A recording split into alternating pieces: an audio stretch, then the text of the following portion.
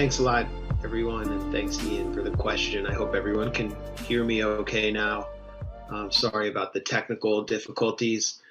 Um, I published a lengthy investigation traversing the various relationships which apparently allowed the CIA, under Mike Pompeo, who's now Secretary of State, to contract with UC Global through a third party, which was Las Vegas Sands.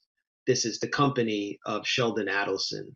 And for those of you who might not know, and I'm sure there are only a few of you, if any, Sheldon Adelson is one of the most prolific donors to Donald Trump's political empire. He's also a benefactor of Israeli Prime Minister Benjamin Netanyahu, and is essentially a representative of Netanyahu and the Israeli Likud party's interests in the United States. Adelson is a casino billionaire, one of the top 10 wealthiest people in the United States. And he has really two interests. Number one, expanding his financial empire, expanding his ability to have casinos in any country that will allow them. So Las Vegas and Macau in Chinese territory are his two main bases of operations. And number two, the number two on his agenda is allowing Israel to expand. It's thanks to Sheldon Adelson's money that we see the deal of the century come to fruition, which will put to bed the Palestinian national question with the annexation of Israeli settlements. Palestinians call it the steal of the century. And Jared Kushner, the presidential son-in-law, is close to Adelson. So it's unusual that Adelson would demonstrate an interest in someone like Julian Assange, who's not really associated with Palestinian advocacy. And what I think took place here was that Adelson was able to, for example, help the political career of Mike Pompeo, who is himself an ultra-Zionist, a Republican from Kansas. He's a Christian Zionist.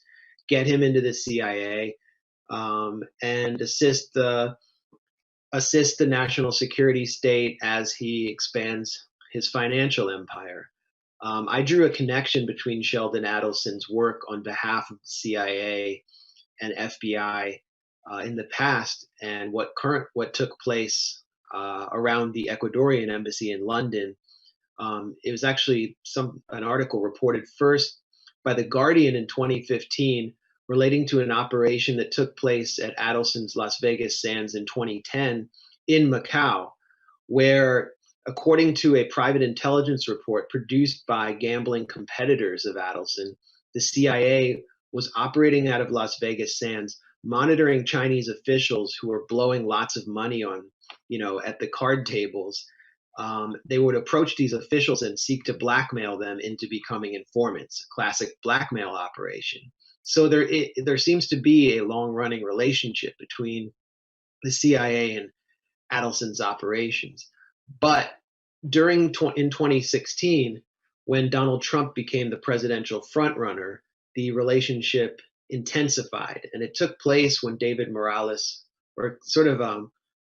it began when David Morales, the CEO of UC Global, went to a security fair in Las Vegas to a convention center owned by Sheldon Adelson. Morales, was a small-time player. He only had the Ecuadorian embassy contract and the contract to guard the children of Rafael Correa. But he had someone very important, as we all know, inside the Ecuadorian embassy. So when he went to the security fair, he was approached, apparently, according to the documents that I obtained through this court case in Spain, by the executive vice president of Sheldon Adelson's security team. His name was Zohar Lahav. He is an Israeli American. And as soon as Morales returned from this fateful trip to Las Vegas, he began bragging to his employees back in southern Spain that we will from now on be playing in the first division, using a soccer metaphor, a football metaphor. That meant, according to Morales' business partner, that the Americans will find us contracts around the world. So what was this contract?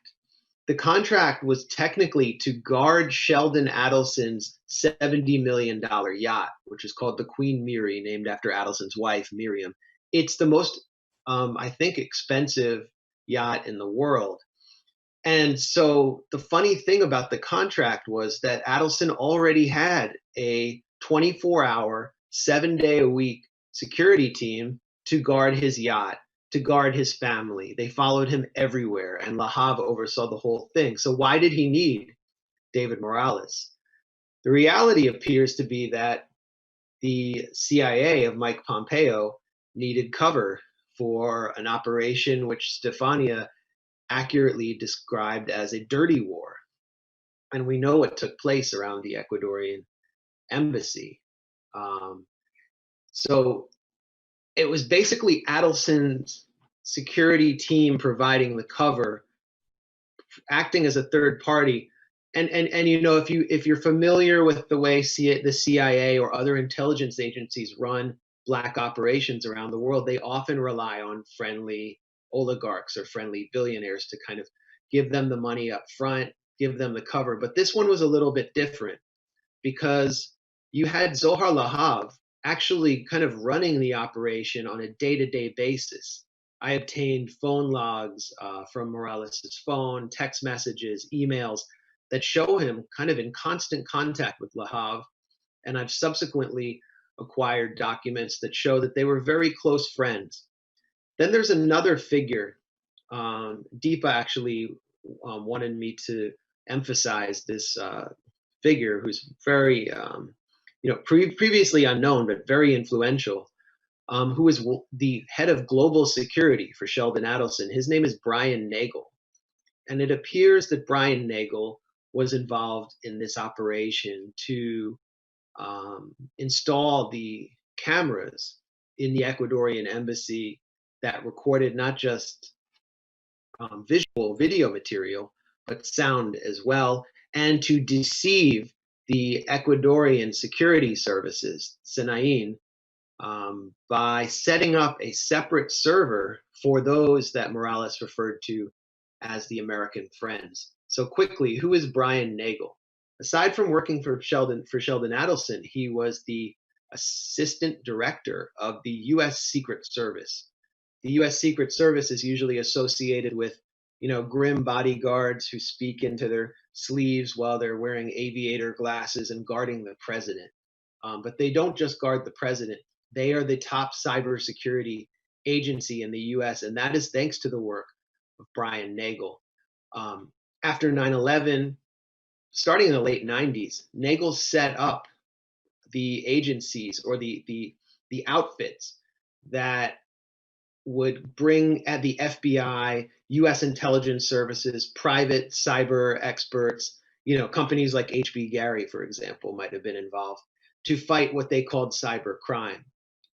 Nagel was awarded by the CIA with a medal for his work in setting up these agencies. And these same agencies would have been on the front lines of the US effort to take down WikiLeaks when it came online in 2010. Nagel retired in 2008 and went to work for Adelson.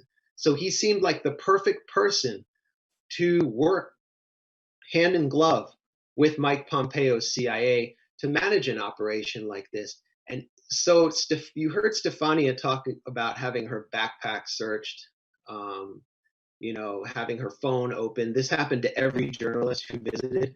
But this part of the operation, where UC Global posing as just the embassy security, would break into all of the sources, the phones and computers of all of the sources and journalists who came to visit Julian Assange, and particularly his lawyers. It really came to a head in December 2017. What was taking place in December 2017 was that Julian and his legal team were beginning to discuss a plan to allow him to exit the embassy under the Vienna Conventions, to get him diplomatic immunity from a friendly country, a friendly third party. And this set off alarm bells back in Washington. Morales was instructed to start following everyone, not just in the embassy, but outside the embassy. And I'll get into that in a second. They were instructed to set up a separate feed on the cameras that would allow the Americans to see, and to get really aggressive with the guests, which Stefania experienced. So basically, Morales, and this is the part where the relationship with Sheldon Adelson really becomes clear. He was summoned at this time to Las Vegas Sands personally for a special session with the American friends. And on December 10th, David Morales sent a series of emails from a static IP address. I mean, I have these emails from Adelson's Venetian hotel to his spy team back at the embassy. And he said, first of all, he said, nobody can know about my trips, mainly my trips to the USA, because Sinain, the Ecuadorian security service, is on to us. He's like, don't say anything about me being in Las Vegas to anyone around the embassy. And then he provided his spy team at the embassy with special instructions that came in the form of a PowerPoint presentation written in perfect English. Morales is a Spanish speaker. Although he speaks English as a second language, he could not have composed this. And the PowerPoint instructed his employees on how to create a login system so that the Ecuadorian security services would not notice that there was a second user with a separate security login. That separate user was obviously the CIA. And this was the material, this was the technology they wanted to use to spy on Julian as he was meeting with his lawyers to concoct this plan to legally exit the embassy. So it seems like there was only one person who would have been at Las Vegas, who was handing down personally with Morales in his physical presence these instructions. And to me, that kind of person was Brian Nagel. So just to kind of close here, I think it's important to just detail what happened in December 2017, because this was really kind of, I think, the end of one chapter where Julian could have actually left the embassy and this saga would have ended, and he could have gotten diplomatic immunity with a country like Serbia or Bolivia, for example. But he didn't. And it was precisely because of this spying operation. So people who were visiting Julian were targeted. Even his friends, Pamela Anderson, the Canadian American actress, was targeted, and her Gmail password was stolen, and her email was apparently invaded. We know what happened with Stefania and other journalists. Their phones were broken into. Stella Morris was targeted not just at the embassy, but outside the embassy. She was Julian's lawyer, but also as the mother of his two children. And apparently the US intelligence services were obsessed with this issue. And one of Morales's workers was ordered to steal a diaper from one of the infant children who were visiting Julian at the embassy with her, and to connect it to Julian through DNA. It was interesting because there were no instructions to obtain Julian's DNA, which meant they already had it somehow. But then they realized that you can't get DNA from feces. The worker approached Stella Morris outside the embassy and said, this is insane what we're doing. I can't take it anymore. Just keep your child away from the embassy. And so there was clearly an indication that they were being spied on. Julian was using white noise to speak to his lawyers, so UC Global put a magnetic microphone under the fire extinguisher. Julian would speak to his employees in the women's bathroom and turn on the water to try to counteract the spying mechanisms. And so they put a new camera in there. Everything was done. And then when the plan was finalized, the head of Ecuador's Sinain Security Services visited the embassy to put in place the final parts of the plan. He too was spied on. His phones were opened. Everything that he said was recorded and sent back to the Americans, which is just it's an absurd crime. And Todd Chapman, who was the US ambassador to Ecuador actually began threatening Ecuadorian officials not to carry out this plan. And those officials began to wonder, how do they know about this? Like, how do they know what's even taking place? I was told by someone who was intimately involved with this plan to allow Julian to leave the embassy that an Ecuadorian official who was also involved in those plans, upon returning to Quito, was robbed at gunpoint in a official government car by two men on a motorcycle. They took nothing but his laptop, which contained details of the plan, and drove away. And this is not the only robbery attempt that took place in this whole operation. And so ultimately, the plan was foiled. 2 days before the plan was supposed to be executed, in a court in Northern Virginia, just a few miles from where I'm sitting, US prosecutors introduced a secret indictment of Julian Assange as a direct result of this. So you can draw a direct line between the secret indictment of Assange and the spying of him at the embassy. I think I'll wrap it up here, but so many people who were around Julian at this time and around the embassy were targeted with criminal activity. And some of them are going to be filing criminal complaints or have filed criminal complaints in a Spanish court, including the employees of UC Global. That's how we know about all this. That's how I know about all this, was that the employees of David Morales ultimately concluded that they were not comfortable with what they had been ordered to do, that it was criminal. One of them called it treasonous and said we were working for the enemy, referring to the Americans. They went to Julian's lawyers. Julian's lawyers went to a Spanish judge. The Spanish judge enacted a operation to ultimately arrest Morales, and they've obtained all of these company backup emails, phone logs, and so on.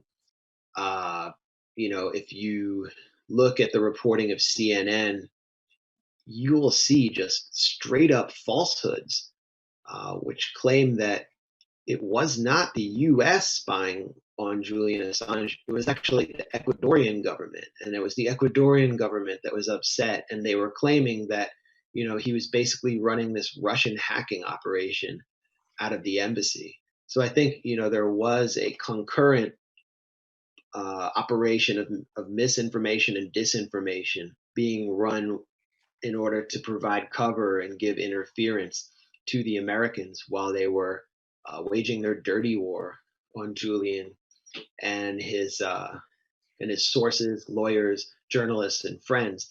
So this is really, I don't know if this is the misinformation that you're referring to, but if you read this article, it just explodes every other article that was, used to defame and attack Assange and attempt to link him to Russian hackers. And the main issue here is that UC Global's contract was technically publicly with Ecuador's Senain security services.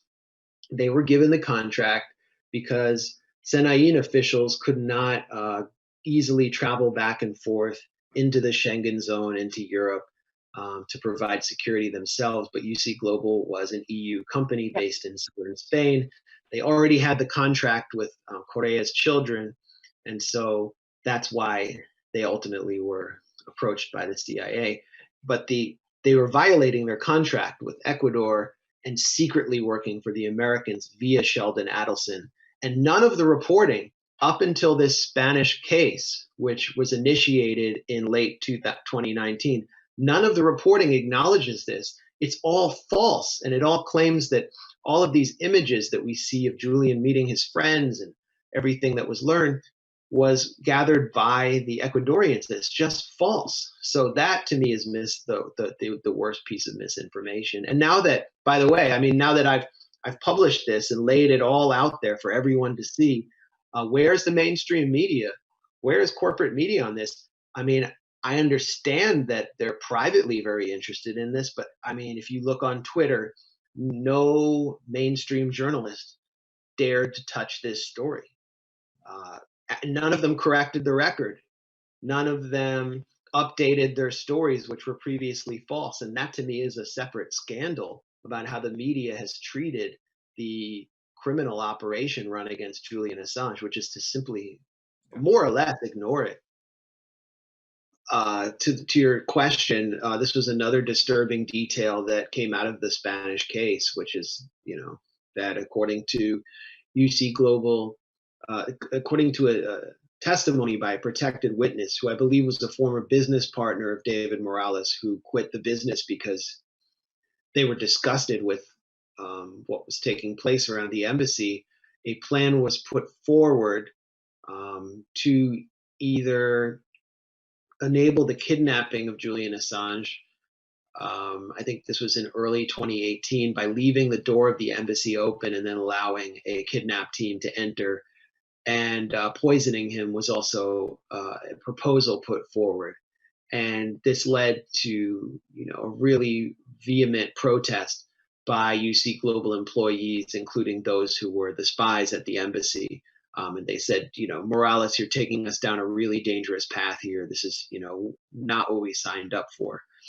But everything that UC Global did in every capacity was just following orders. They were just taking instructions, and there's an important detail in my piece where the former business partner describes his confrontations with David Morales and says, what you're doing is working for the enemy. This is illegal, and so on. You're violating our contract with the Ecuadorian government. And Morales would rip open his shirt sometimes and puff out his chest and declare, "I am a wholehearted mercenary." So a wholehearted mercenary would not really have any ideological conviction to take down WikiLeaks or Assange. He's just following orders. My point here is that if there's an assassination plan put forward or a kidnapping plan put forward, we should expect that it's being put forward by Washington, or more specifically by Langley, by the CIA.